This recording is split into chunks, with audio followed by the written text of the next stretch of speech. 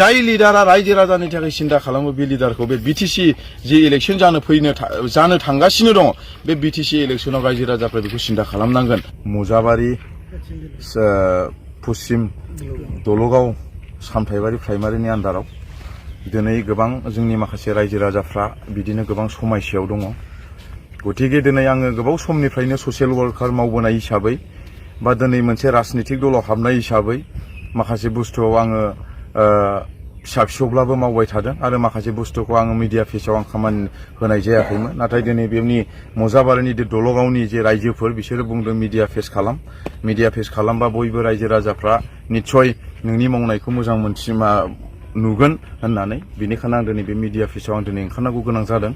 दिनै बेफोरबायदि समस्या फिसा फिसौ अबहायबा लामा मावनाय, अबहायबा बिदिनो गामिनि रायजो राजाफोरनि समस्या, अनुस्थाननि समस्या आरो गोबां स्टुडेन्टफोरनि आरो लाइमोनफोरनि गोबां समस्या बेफोरबायदि दङ। बेफोरबायदिखौ लानानै आं दिनै माखासे मोजां रायजो राजानि आरो ओनसोलनि खामानि मावलांनो होननानै आं दिनै जुजिगासिनो दङ।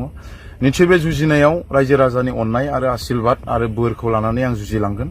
दिनै आङो मानसि हिसाबै आङो जेसेबां मानि जुजिया मानो आं माब्लाबाबो आंनि जायगासिम आं सहैया। जेब्लानाखि रायजो राजानि अननाय आरो आशीर्बाद आं मोनगोन अब्ला आंनि जायगासिम आं सहैगोन। गतिके आङो बेखौनो खावलायनो सानदों, आं सासे यां जेनेरेशन लेभेल हिसाबै जोंनि माखासे लाइमोनफ्रा गोबां बिदिनो माखासे राजनितिक बा माखासे गोबां सिन्था धारना खालामनानै गोबां माखासे लामायाव आवगायो, बेफोरखौ ज्राब नागारनानै जाहाथे जोङो ज' मिलायलायनानै मावलांनो हायो बेखौ आं खावलायदों आंनि माखासे लोगोफोरखौ आरो माखासे जोंनि रायजो राजाफोरखौ आं बेखौनो खावलायदों। जोङो जेब्लानाखि समाजाव माबा मोनसे मोजां खामानि मावनो लुबैयो जोङो उन सिगां जों सानग्रोनांगोन जे जोङो दसे समनि गोजोननायखौ जोङो लायाबालानो जों गोबाव समनि जि थांनानै थानायाव जोंहा मा मावनांगौ दङ बेफोरबायदिखौ जोङो सिन्था खालामनांगोन। आरो दिनै आङो बेखौबो बुंनो सानबावदों जे नै बिटिसि इलेक्शना खाथियाव खाथि जाबाय, बे मास मोननैल'सै। आं गोबां जायगायाव बेफोरबायदिनो आं नुनो मोनदों जे गोबां लिडारफ्रा गोबां ओनसोलाव गोबां जायगायाव जि बुस्थुखौ 5 बोसोरनिफ्राय दिनै सासे लिडारा बबेबा जायगायाव थांनानै माबा मोनसे मावहैनायखौ आं नुनो मोनाखै।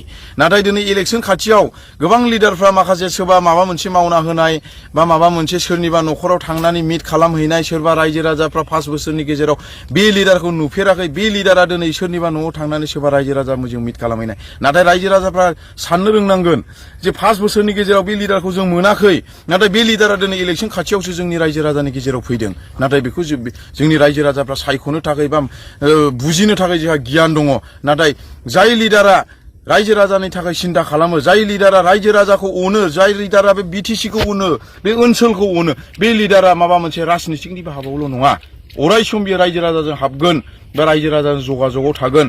दिनै आङो नैबे जि लामा मावनाय, बे लामा मावनाय जि दलां, बे दलां मावनाया आङो दिनैनिल' नङा। आङो जेब्लानाखि ससियेल वार्काराव दङमोन, जेब्लानाखि आङो राजनितिकआव ओंखाराखैमोन, बिनि सिगांनिफ्रायनो आं गोबां रायजो राजानि खामानि मावना होबोनायनि गेजेरजों दिनै बिनिखायनो आंनि माखासे मावनो दि आङो दिनै लिडार नङा बा आङो माबा मोनसे बिबानाव गैया, अब्लाबो दिनै रायजो राजाया आंनि सिगाङाव फैनानै बिफैयो। नाथाय बेफोरखौ मावलांनो थाखाय आंहा मोनसे सुख आरो सुबिदा मोननायनि थाखाय आङो रायजो राजा आरो गासैखौबो आङो धन्यबाद होदों जाहाथे बेफोरबायदि खामानिखौ आं मावलांबाय थानो हायो। नाथाय आङो मोनसेल' खोथाखौ आङो बुंनो लुबैबावदों जे गोबां रायजो राजाफ्रा गोबां सिन्था खालाम, आङो बुङा जे उमुक दलाव थां, उमुक दलाव सापर्ट खालाम, उमुक दलखौ हेफाजाब हो।